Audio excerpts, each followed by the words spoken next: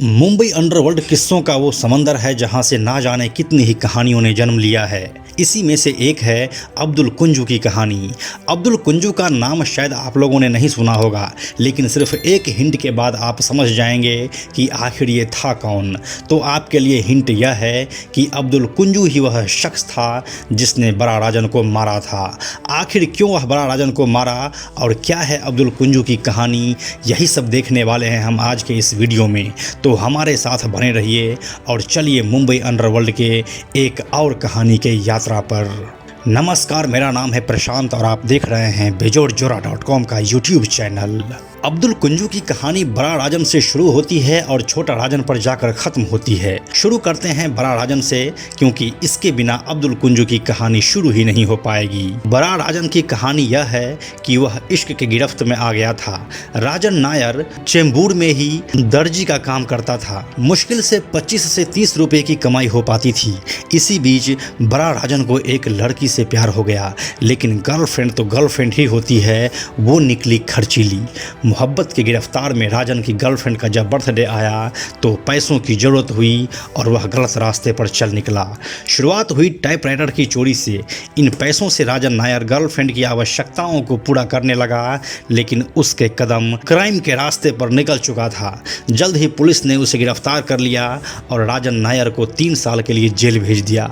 Jail से निकलकर राजन नायर ने गुस्से में अपनी गैंग बना ली। नाम रखा गोल्डन गैंग, जो आगे जाकर बड़ा राजन गैंग कहलाया। यह 80 का शुरुआती दशक चल रहा था। इस गैंग में कई सारे लोग काम करते थे। इसी में से एक था अब्दुल कुंजू। कुछ दिनों के बाद बड़ा राजन की गर्लफ्रेंड को अब्दुल कुंजू भगा ले गया और शादी कर लिया। दोनों की दोस्ती दुश्मनी में बदल गई।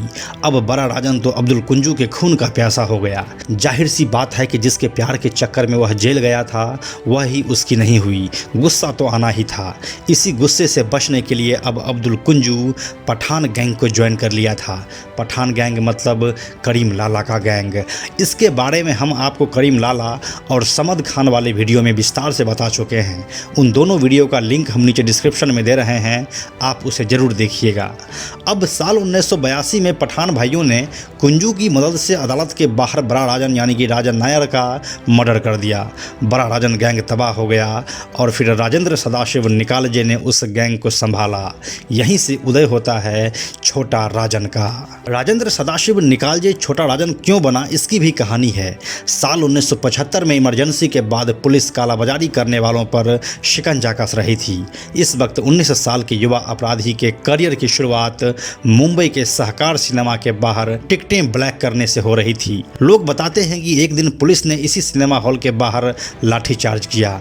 लाठियों से गुस्साए राजेंद्र सदाशिव निकालजे ने पुलिस की लाठी छीनी और पुलिस वाले को ही पीटना शुरू कर दिया। पुलिस वालों से राजेंद्र की यह पहली मुठभेड़ थी। कई पुलिस वाले घायल हुए। इसका एक नतीजा ये रहा कि मुंबई के ज़्यादातर गिरोह राजेंद्र सदाशिव निकालजे को अब अपने साथ जोड़ना चाहते थे। राजेंद्र ने बड़ा राजन गैंग ज्वाइन करने का फैसला किया। राजेंद्र की यही दिलेरी उसे राजन नायर के और करीब ले गई और उसके मर्डर के बाद गैंग का गद्दी भी उसे ही मिला और फिर बड़ा राजन का नाम बढ़ाते हुए वह छोटा राजन के नाम से गैंग चलाने लगा। छोटा राजन को गिरोह के कई लोग नाना भी कहते थे, इसलिए राजन के गैंग को नाना गैंग भी कहा जाता था। 1982 में बड़ा राजन के मरने के बाद गैंग की कमान छोटा राजन के हाथ में आ तो गई, लेकिन गैंग को चलाने के लिए उसे एक और बड़ा काम करना अभी बाकी था और वह काम था राजन नायर यानी कि बड़ा राजन के मौत का बदला। ऐसा करके छोटा राजन अपने गैंग में और इज्जत कमाना चाहता था कि जिसने हमारे बॉस को मारा है हमने उसे मार दिया। अब अब्दुल कुंजू भी इस बात को जान चुका था कि छोटा राजन उसे छोड़ने वाला नहीं है। उसके भीतर छोटा राजन का डर इस कदर बैठा कि 9 अक्टूबर 1983 को कुंजू ने बम्बई क्राइम ब्रांच में जाकर सरेंडर कर दिया।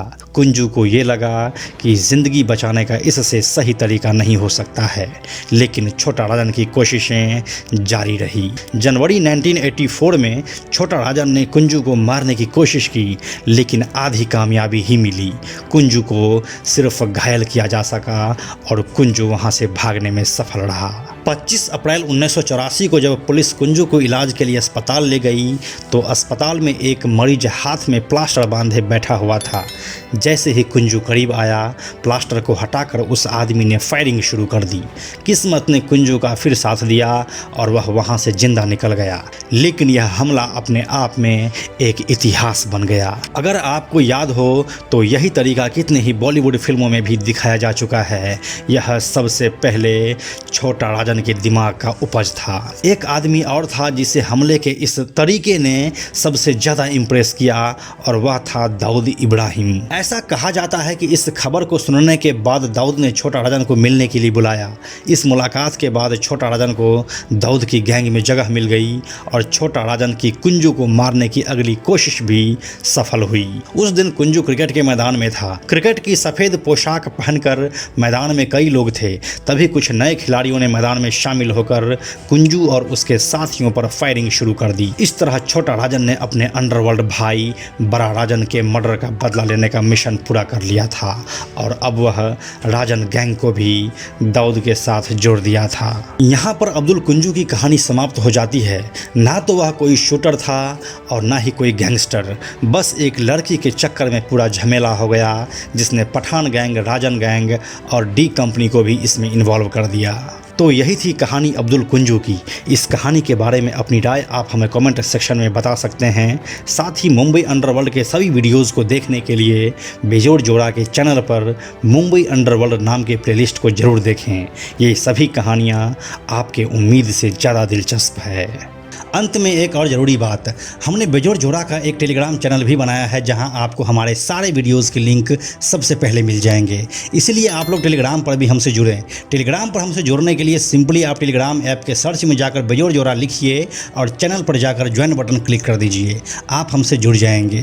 यह वीडियो अगर आपको पसंद आया तो इसे लाइक और शेयर जरूर करें। आने वाले वीडियोज़ के लिए बेजोड़ जोड़ा को सब्सक्राइब करके बेल आइकन को टच करना ना भूलें। Thank you so much.